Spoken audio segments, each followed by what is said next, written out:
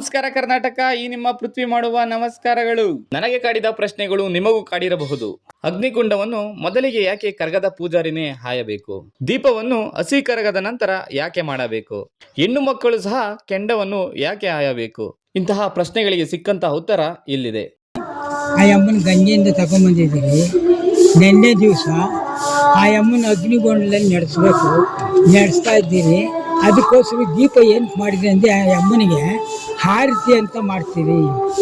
ಬೆಳಗೋದಕ್ಕಾಗಿ ಆ ಅಮ್ಮನಿಗೆ ದಿಷ್ಟಿ ತೆಗೆಯೋದಕ್ಕಾಗಿ ಆರತಿ ಮಾಡಿದ್ದೀರಿ. ನನಗೆ ಆರತಿ ಮಾಡಿದ್ಮೇಲೆ ಆ ಅಮ್ಮ ಮುಂದಾಗಿ ಅಗ್ನಿಗೊಂಡಲದಲ್ಲಿ ನಡ್ಕೊಂಡು ಹೋದ್ಮೇಲೆ ಆರತಿಯವರು ಎಲ್ಲರೂ ಸೇರಿ ಹಿಂದೆ ಅವ್ರ ಹಿಂದೆ ಹೋಗೋದು. ಆಮೇಲೆ ಇನ್ನೇನು ಬನ್ನಿ, ಎರಡನೇ ದಿವಸದ ದೀಪಾಲಂಕಾರವನ್ನು ನಿಮ್ಗೆಲ್ಲ ತೋರಿಸ್ತೀನಿ. ಇವತ್ತು ದೀಪಗಳು ಹಳ್ಳಿಗಳ ಕಡೆ ನಡೆಯುವಂತಹ ಜಾತ್ರೆ, ಉತ್ಸವ, ಕರಗಗಳಂತಹ ಸಮಾರಂಭಗಳಲ್ಲಿ ಕೀಲು ಕುದುರೆ, ಬೊಂಬೆಗಳು, ನಗಿಸುವ ಜೋಕರ್ಗಳು ಇಂಥವುಗಳನ್ನ ತರಿಸಿ ಕುಣಿಸೋದು ಸರ್ವೇ ಸಾಮಾನ್ಯ ಹಳ್ಳಿಗಳ ಕಡೆ. ಇಂತಹವುಗಳನ್ನ ಕಣ್ತುಂಬಿಕೊಳ್ಳಲು ಹಳ್ಳಿಗಳಲ್ಲಿ ಜನಸಾಗರದ ದಂಡೆ ಹರಿದು ಬರುತ್ತದೆ ನೋಡೋದಕ್ಕೆ. ಒಂದು ಕಡೆ ಅಗ್ನಿಕುಂಡ ತಯಾರಾಗ್ತಾ ಇದ್ರೆ ಇನ್ನೊಂದು ಕಡೆ ದೀಪಗಳ ಮೆರವಣಿಗೆಯು ಸಾಗ್ತಾ ಇತ್ತು.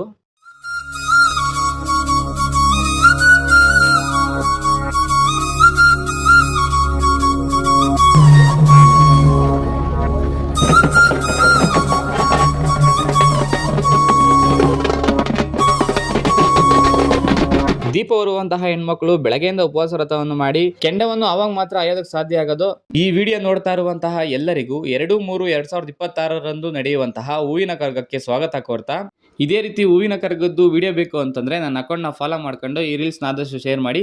Thank you. ಸಿಗೋಣ ಮತ್ತೆ ನೆಕ್ಸ್ಟ್ ವಿಡಿಯೋದಲ್ಲಿ. ಬಾಯ್.